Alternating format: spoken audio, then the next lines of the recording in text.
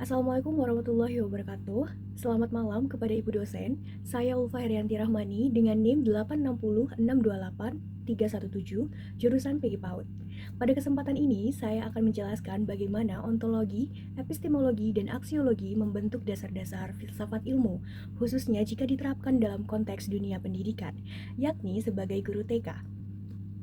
Berpikir secara filosofis memberikan kita prinsip dan kemampuan dalam membuat keputusan.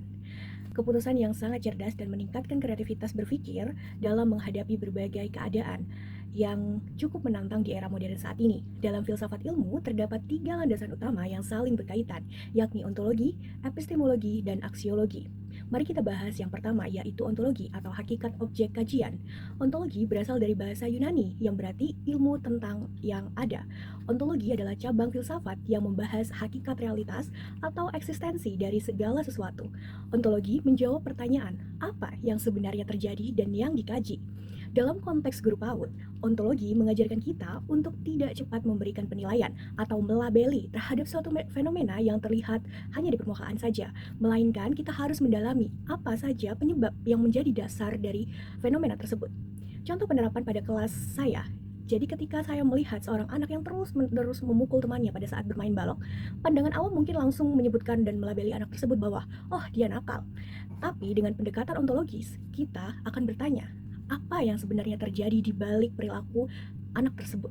Apakah ini masalah tentang karakternya atau tantangan sensorik dalam mengelola emosi, atau mungkin terdapat hambatan komunikasi? Dan setelah dikaji lebih dalam, ternyata anak tersebut belum memiliki kemampuan atau regulasi diri yang matang, sehingga perilaku yang memukul temannya tadi menjadi pelampiasan atas emosinya.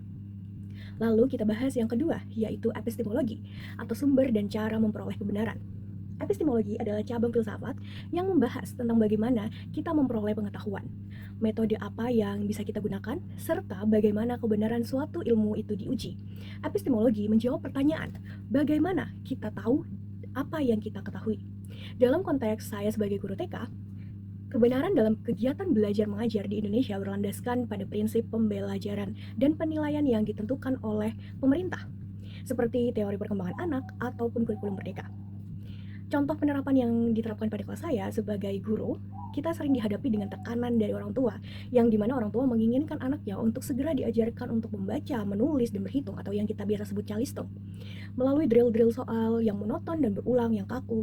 Tapi secara epistemologis, kita bisa menguji keabsahan permintaan ini menggunakan acuan kurikulum merdeka dan prinsip Developmentally Appropriate Practice or DAP, bahwa pendidikan PAUD harus berlandaskan pada prinsip bermain adalah belajar. Hal ini diperkuat oleh keputusan Kepala BSKAP nomor 32 tahun 2024. Kita tidak sekedar menolak, tetapi kita memiliki landasan pengetahuan bahwa metode drill itu tidak dibenarkan karena membatasi hak anak untuk bermain.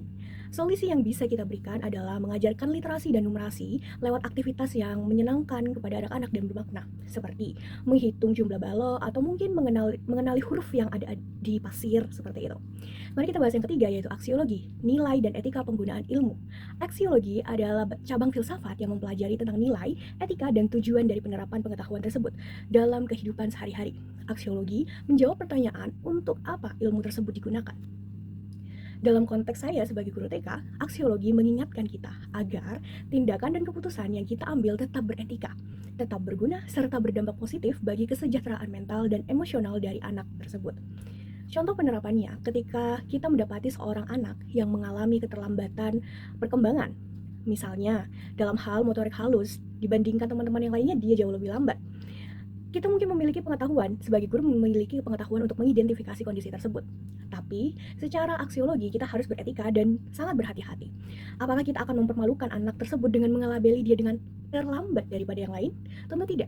Aksiologi menuntun kita untuk memilih berkomunikasi secara empatik dengan orang tua dan merancang program dukungan atau kita sebut treatment yang penuh dengan cinta kasih agar tidak merusak harga diri anak dan emosionalnya bisa lebih tertata.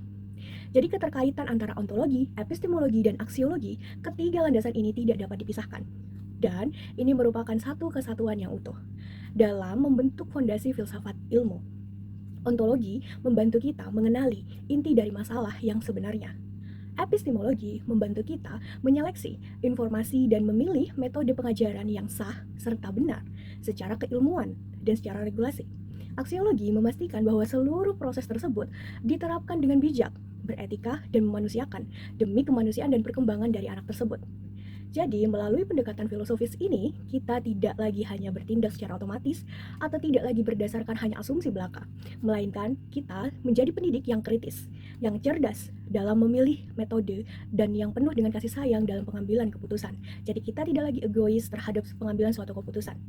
Terima kasih. Itu adalah penjelasan materi dari saya. Kurang lebihnya mohon maaf. Assalamualaikum warahmatullahi wabarakatuh.